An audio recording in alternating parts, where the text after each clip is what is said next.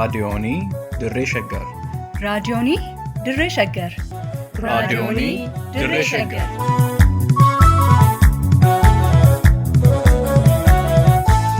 Raadiyoonii Dirree Shaggari. Raadiyooniin Dirree Shaggar torbaan guutuu guyyoodhaan galgalatti sa'aatii tokkorraa eegalee hamma sa'aatii tokkoof walakkaatti dambalii gabaabaa meetir baandii 19 kiiloo heerzii 15,415 irratti qophii dabarsuu hamma jalqaba. Raadiyoonii Dirree Shaggar.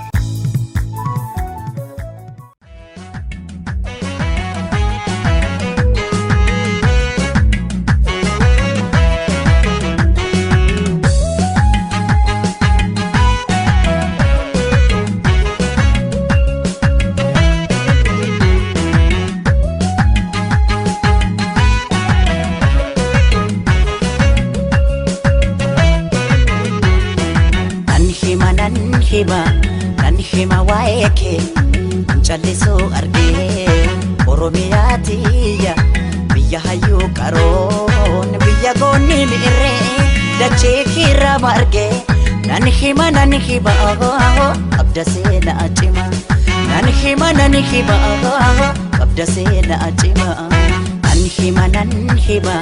nan hima waa'ee kee callisuu argee Oromiyaa tiyya biyya hayyuu qaroon biyya goonni mi'irree dachee kiirra margee nan hima qabda seenaa cima nan hima qabda seenaa cima.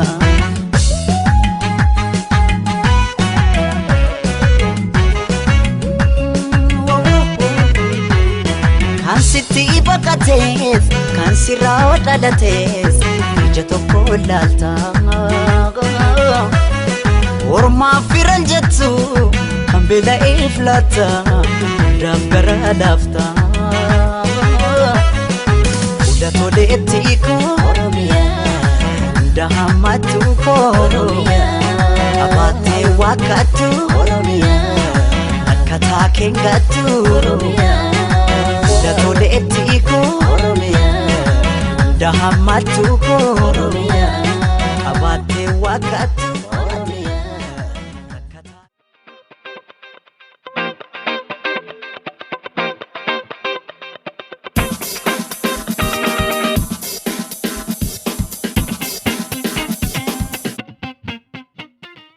Harka fuune akka mooltan kabajamtoota dhaggeeffattootaaf hordoftoota raadiyoonii Dirree Shaggar. Nagaan keenya guutuun bakka isin jirtan maratti sinaa qaqqabu jecha oduu guyyaa har'aaf qopheeffanne kan sinitti mu'an seenaa beekumaati. Dookterri kabajaa fi haatiyyeessaa Abbabechi Goobanaa du'aan boqotan. Sirni yaadannoo artist Hacaaluu Hundeessaa kutaalee addunyaa garaa garaatti itti fufee jira. Sudaan nageenyaa fi tasgabbii Itoophiyaa keessatti mirkaneessuuf mariin biyyaalessaa hunda hammate geggeeffamuu qaba jette. Mootummaan naannoo Tigraay dhukaasa dhaabuuf haal duree kaa'e. Kunneen mata dureewwan oduuti. Hamma gara oduuwwan bal'inaatti ceena.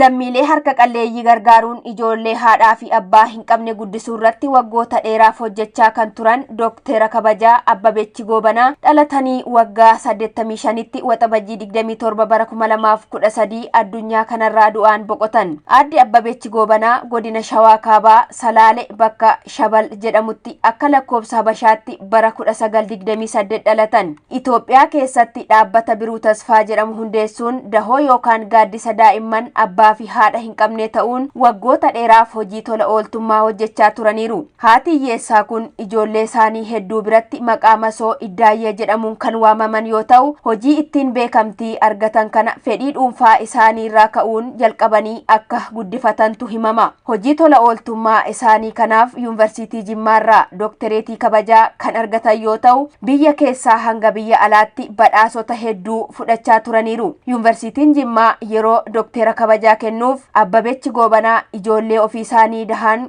qabaachuu habaataniyyuu malee maatii kumaatamatti lakkaa'amu qabu jedheera. Raadiyooniin Dirree Shaggar maatii fi firoottan isaanii hundaaf jajjabina hawwa.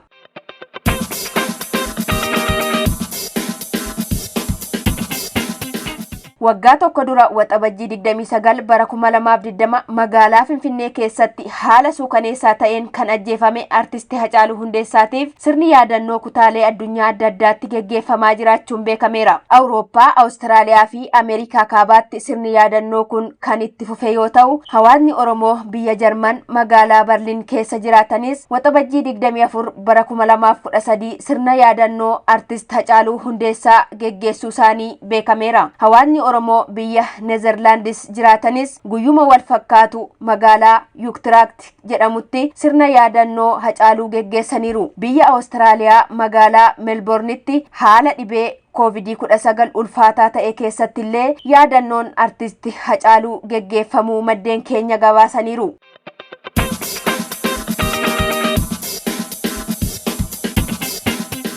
Sudaan tokkummaa nageenyaa fi tasgabbii Itoophiyaa keessatti mirkaneessuuf mariin biyyaalessaa qooddattoota siyaasaa kamuu keessaa hin hambifne taasifamuu qaba jettee jirti. Walgahii mana maree nageenyaa mootummoota gamtoomanii irratti kan hirmaatan muummichi ministeeraa Sudaan Abdallaa Hamdook dhaamsa gama toora Tiwiiterii isaaniitiin dabarsaniin Itoophiyaan rakkoo ishee mudate keessaa akka baatuuf Sudaan biyya obboleettii ishee kanaaf deeggarsaa fi gargaarsa barbaachisu hundaan gooti jedhaniiru.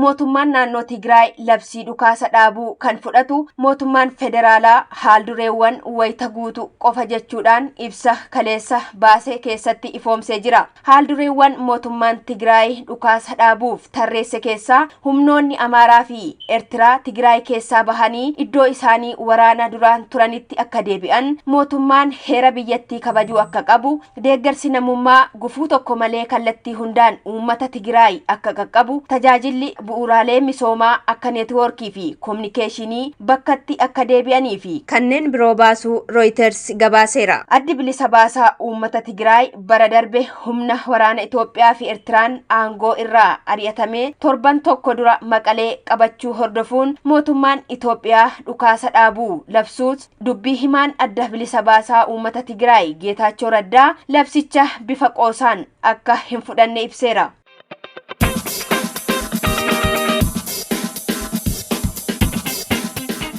Egaan dhaggeeffattoota keenya oduuleen guyyaa har'aaf qopheeffanne kanumaan gammaati. Sagantaalee raadiyoonii Dirree Shaggar hafan waliin turtii gaarii qabaadha.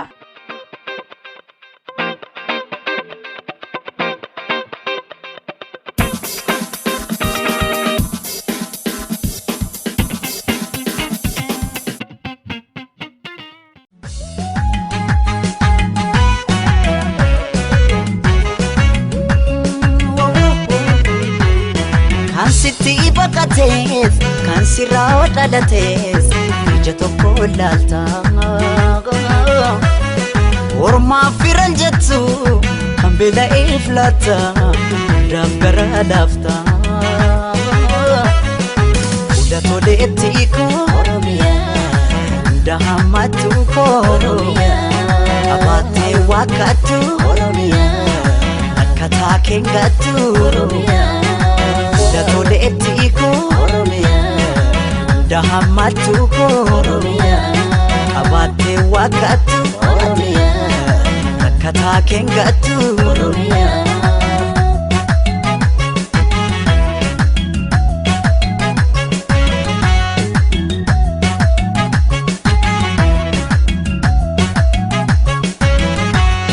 Kaniin oore qabu isinii hambaan koo otoon abu dhabu maaf ta'e carraan koo.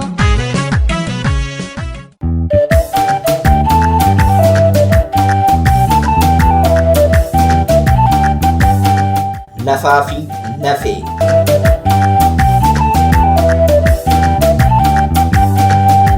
Lafti qabeenya addataa hin qabnedha. Gamoo ijaaruun, warshaa dhaabuun, qotanii oomishuun, xiffatanii horuun, jiraatanii gadaa arguun, du'anii awwaalamuun yoo lafa qabaatan qofa. Oromoon eega sirna alagaa jalatti kufee booda lafa isaa mulqame. Ammallee lafa isaa fudhachuuf alagaan itti roorrisaa jira.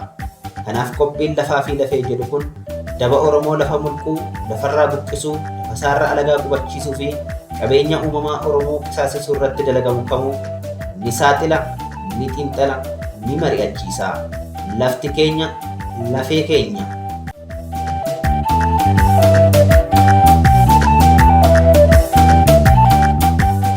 Dhaggeeffattoota keenya raadiyoonii Dirree Shaggar qophii lafaaf lafee har'aatiif barreeffamni isiniif dhiyeessinu qorannoo Dookter Assaba Raggaasaa Dabalootiin qophaa'e wiirtuu humnaa fi boba'aa seeraa fi imaammataa yuunivarsiitii Dundeetiin waxabajjii 2021 maxxanfameerraati. Mata dureen isaa qotisa albuudaa balaa suukaneessaa dhaqqabsiisaa jiru maallaqaaf jecha fayyaa uummataa fi nageenya naannawaa gaaga'uu jedha. A tragedy at Ethiopia's exclusive frontier, valuing money over public and environmental health. Akka qophii kanaaf ta'utti gabaabsee kan hiike Duubee Wayyeessaati. Dookter Assaba Raggaasaa Dabaloo biyya Siwiizerlaand Yuunivarsiitii Ziruukitti qorataa olaanaa fi Piroofeesara kutaa siyaasaa Ji'oogiraafiiti. Abaatee waaqattu Oromiyaa akkataa keengattu Oromiyaa datoole ettiiko Oromiyaa dahammatu Oromiyaa abaatee waaqattu Oromiyaa akkataa keengattu Oromiyaa.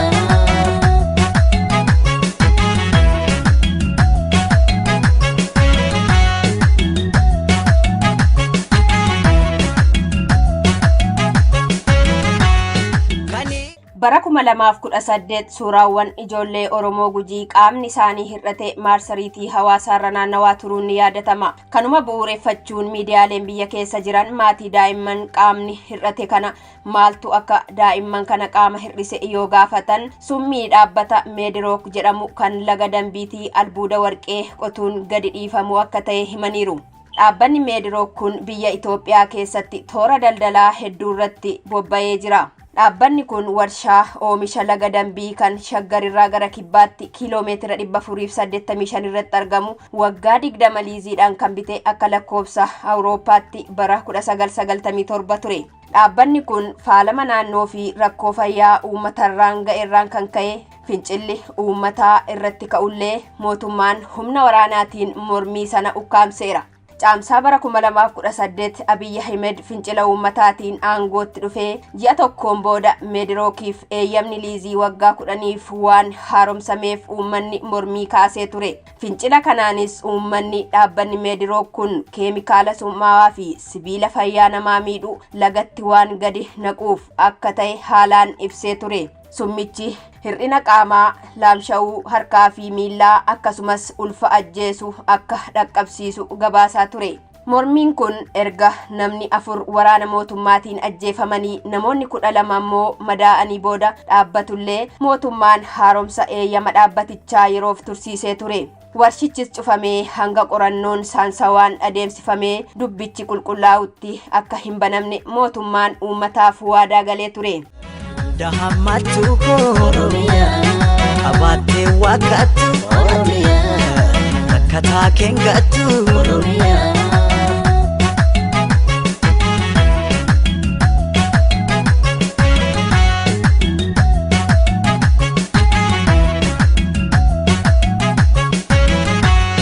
Kaniin oore qabu isinii amboonko otoon aboo dhaboo.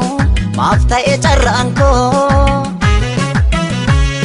kutaa dhaabamanti maaliif haa ta'u malee ji'a guraandhalaa bara 2021 yookaan 2013 keessa ministeerri albuudaa fi peetirooliyemii mootummaa federaalaa Itoophiyaa warshaa laga Dambii deebisanii dhaabuun guddina dinagdee biyyattiif akka ariifachiisu dubbachuun ibsa baase.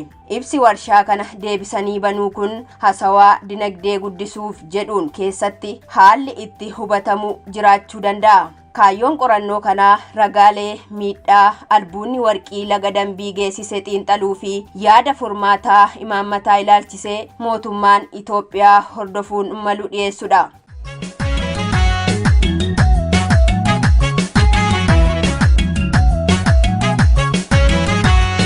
Kaniin oore qabu isinii amboonko otoon aboo dhaboo maaf ta'e carraanko. Kutaa dhaabamanti maaliif wali qoqqoodu ilmaan haadha tokko maaliif waliin ooddu maaloo yaalmaan koo kutusu. Qorannoon kunis kan bu'uureffate ragaalee bara 2016 keessa yeroo adda addaa funaaname. Xiinxala albuuda Gujii sirnootii bittaa Itoophiyaa wal duraa duuba dhufanii darban horsiisee bultoota lafa isaaniirraa buqqisuu takkaa akka saalfiitti ilaalanii hin beekani. Cufayyuu lafa horsiisee bultoonni irra qubatan akka lafa abbaa hin qabne garuu qabeenyaa guddaa of keessaa qabanitti ilaalu. Horsiisee bultoota buqqisanii hojii misoomaa jedhanii waan yaadan irratti hojjechuu cufayyuu akka biyya jabaneessuu yookaan hammayyeessuutti ilaalu. Haasawwan imaammannii fi hojimaanni warreen adeemsa hammayyeessummaa kan hundaa'u albuuda qotanii baasuu fi itti gargaaramuu irratti. Adeemsi akkasii kun keessumaayyuu biyyoota guddataa jiraniif bu'uura misoomaa uumee jireenya jijjiira jedhanii yaadu. Kanaafuu lafa qonnaa tikfataa fi albuudarraa nama buqqisuun cubbuu hin qabu jedhanii amanu. Godinni Gujii kibba Oromiyaatti argamu naannawwan albuudaan badhaadhe keessaa isa tokko. Kanaaf jecha waggoottan 50 darban keessa naannawwan kanarraa mootummaan, kubbaaniyyoonnii fi namoonni dhuunfaa ijaajjaa turaniiru. Kutaa dhaaba amantii maaliif wal qoqqoodu ilmaan haadha tokko maaliif waliin ooddu maaloo yaalmaan koo kutusu maaloo yaalmaan koo hangafa maaloo ormayyuu guddise dabarsee fi boonse maa dabaree dhaba jette Oromiyaa jette karmee boose Oromiyaa tiyya. Bara mootii Haayila Sillaasee bara 1930 hanga 1974tti haala kanaan godinni Gujii aanaan Shaakkisoo lafa qabeenyaa abaare jedhamee ibsamaa tureera. Kun immoo kan dhalate bulchiinsa dabaarraa kan ka'e malee qabeenyi mataa isaatiin abaarsa ta'ee miti. Garuu godinni Gujii bara dheeraa roorroo, saamichaa fi manca'insa qabeenya uumamaatiif saaxilameera. Haasawwan itti aanaan ministeera albuudaa fi peetrooliyeemii Itoophiyaa bara 2018 waggaa bakka bu'oota hawaasaa fi jaarsolii waa'ee bu'aa laga dambii amansiisuuf taasise mootummaan Abiy Ahmed mootummoota isa dursanirraa adda akka hin taane mul'isa. Hagayya 21 bara 2018 akkas jedhe ministeerichi. Wayita murteessaa kanatti sharafa biyya alaa akka malee nu barbaachisa. Sharafa argachuun jeequmsa dinagdeerraa nu baraara. Biyya lafaa kamirrattuu qotisi albuudaa rakkoo fayyaa fi faalama naannoo ni qaqqabsiisa. Garuu bu'aa dinagdee inni fidutu irra madaalawaa kaasa jedha. Maaloo yaalmaan koo hangafa maaloo ormayyuu guddise dabarsee fi boonse maa dabaree dhaba jette Oromiyaa jette karmee boose Oromiyaa tiyya sore ko soreeti otoo nuti jirru naaftu booddeeti Oromiyaa tiyya sore ko soreeti otoo nuti jirru. Badii dhaabbanni Meedirook Gujiirraan gahe. Akka ragaaleen dhugaa bahanitti dhaabbanni Meedirook waggaa 20 warqii qotuu fi oomishuuf Gujii keessa turetti hawaasa naannawaarraan badii guddaa qaqqabsiiseera. Qorataan kun ija isaatiin miidhamtoota Oromoo Gujii fi hidha bishaanii haalaan hin qotamne lageen akka malee balfaan faalaman bu'uuraaleen misoomaa garmalee bututan naannawaa dhaabbanni Meedirook keessa socho'utti arguu danda'eera. Qorataan kun Gujiitti naannawaa Meedirook itti socho'u kan daawwate bara 2018 gabaasa miidiyaaleen godhan hordofee torban muraasa boodammoo akkasuma bara 2019 fi bara 2020 deddeebi'ee daawwateera. Haala kanaanis gandoota 4 kan buufata Meedirookiin walitti ejjetan keessaa hawaasa jiraatu daawwatee wantoota nama suukaneessan lama arguu danda'eera. Tokko hiyyummaa ija baasee mul'atu moggeeffamuu hawaasaa fi dhabinsa tajaajila hawaasaa. 2 hir'ina qaamaa namaa uumamaan ala ta'uu hawaasni bishaan xurii warshaa keessaa ba'u yookaan ciisaa bakka jiruu fi bishaan lagaa qulqullina hin qabne dhuga. Beelladoonnis bishaanuma akkanaa dhugu. Mootummaanis ta'ee dhaabbanni Meedirook uummanni bishaan qulqulluu dhugee dhiise wanta dantaa qaban fakkaatani. Qorataan kun naannawaa ji'a bitootessaa bara 2019 yookaan 2011 manarra deemee taasiseen daa'imman umuriin isaanii waggaa 3 hanga 12 ta'e 19 kan qaamni naafate kan uumamaan ala ta'e arguu danda'eera. Daawwannaan kun bakka muraasatti waan godhameef malee otoo gandi hundi sakatta'amee lakkoofsi miidhamtootaa kana caalaa akka heddumatu mamii hin qabu. Uummatatti hin himamne malee sakatta'aan dhaabbata fayyaa uummata Itoophiyaa geggeesse nama 384 irratti miidhaan qaamaa akka qaqqabee fi kanneen keessaa 66 hedduun cimaa akka ta'e addeesseera. Qorannoon dhaabamni kun adeemsise bara 2015 hanga bara 2018 dubartoota 150 irraa akka ulfi bahe mul'iseera. Egaa lakkoofsi kun kan dhaabbata fayyaa irraa argamee fi kan namoonni ija jabaatanii himatan qofa. Kan himachuu qaaneffatanii hafan akka heddumatan shallaguun nama hin dhibu. Ormayyuu guddise dabarsee fi boonse maa dabaree dhaba jette Oromiyaa jette karmee boose. Oromiyaa tiyya sore ko soreeti otoo nuti jirru naaftu booddeeti.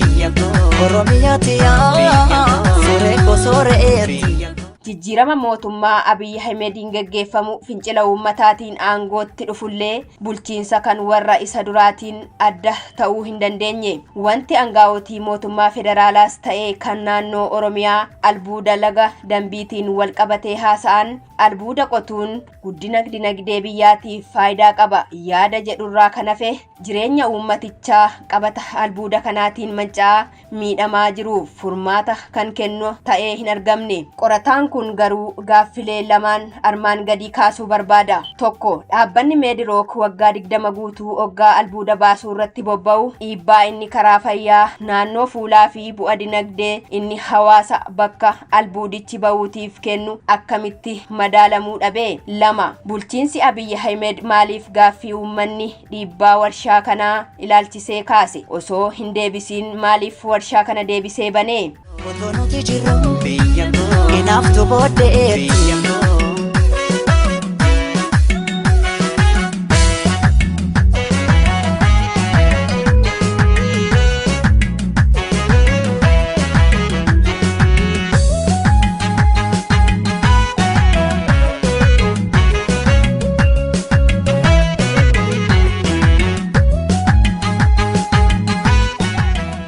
Maddeeleen garaagaraa akka mul'isanitti hawaasni Meedirook irratti kan mormii kaase misooma jibbee miti.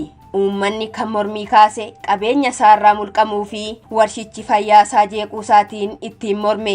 Dhaabbanni Meedirook bara 1997 akkuma kontiraata liizii argateen imaammanni miindessaa hojjettoota inni hordofee hawaasa naannawaa sanaa hojiirraa dhorkuu ture. Sakatta'aan bara 2019 geggeeffame akka mul'isutti hojjettoota hawaasa naannawaa Meedirookiif hojjetan 31 keessa 22 waardiyyaa, 5 qulqulleessitoota, 2 immoo konkolaachistoota. Meedirook guraandhala 2021 banamullee rakkoo inni kanaan dura dhaqqabsiisaa ture sinii qabne. Gara fuulduraas nageenyi naannoo fi fayyaan namaa haala itti eegamuu danda'u irratti kallattiin taa'ee hin jiru. Uummata qabeenya isaarraa mulquun hawaasa naannawaa hojiirraa qoqqobuun Meedirook badii dhaqqabsiiseef itti gaafatamuu dhabuun imaammata dhaabbatichi kophaasaa geggeeffatu osoo hin taane sadarkaa olaanaatti imaammata mootummaan uummata Oromoo irratti qabu kan ibsudha.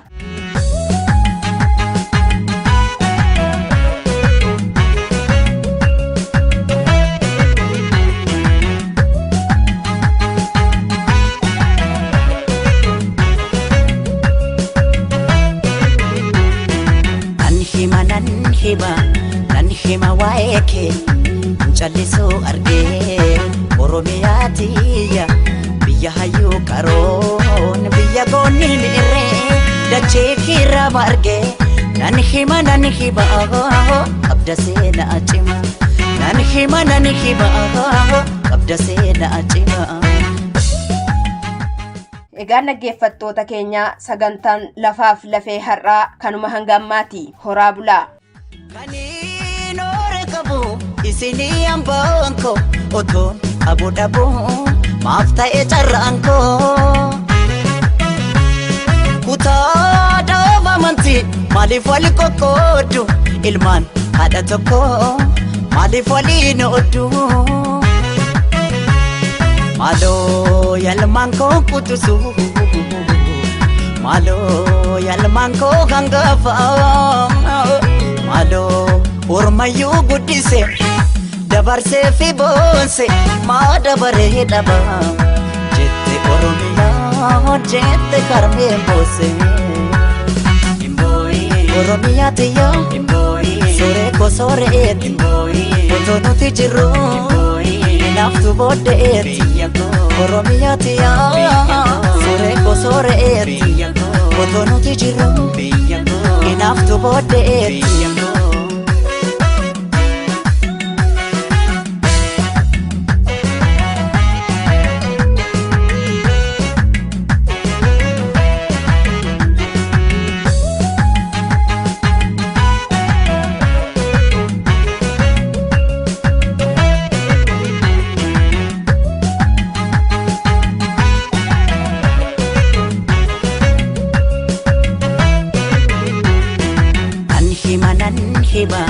nan hima waeke nchallisu arge Oromiyaa tiyya biyya hayyuu qaroon biyya goonni irre dachee kirra marge nan hima qabda seenaa cima nan hima qabda seenaa cima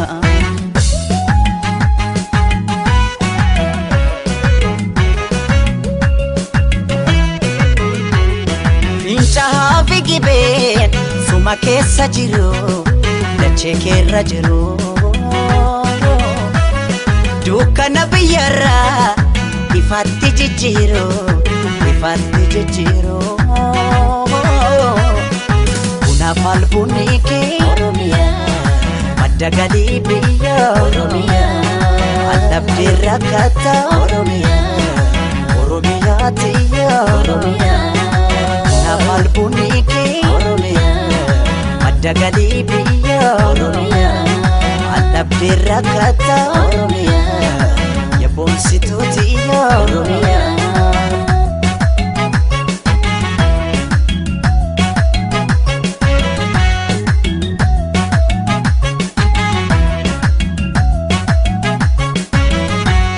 jiituu boonaaf ganna kan uumamaan tolte jannata arjiti kamtu siin qixxaate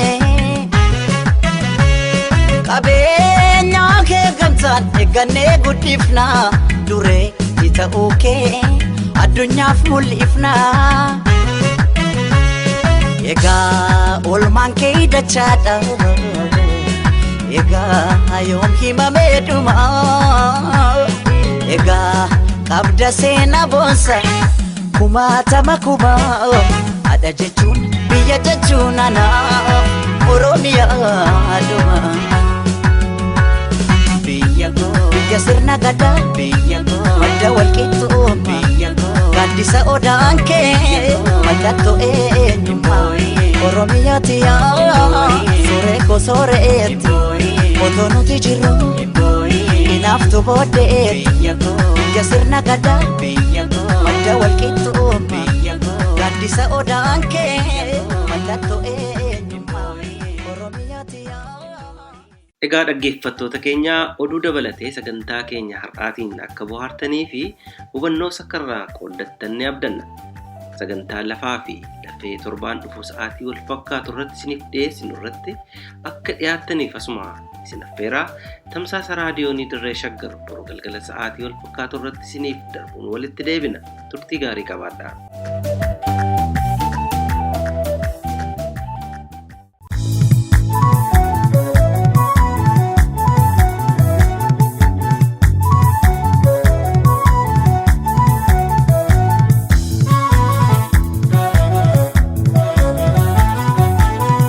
raadiyoonii dirree shaggar raadiyoonii dirree shaggar raadiyoonii dirree shaggar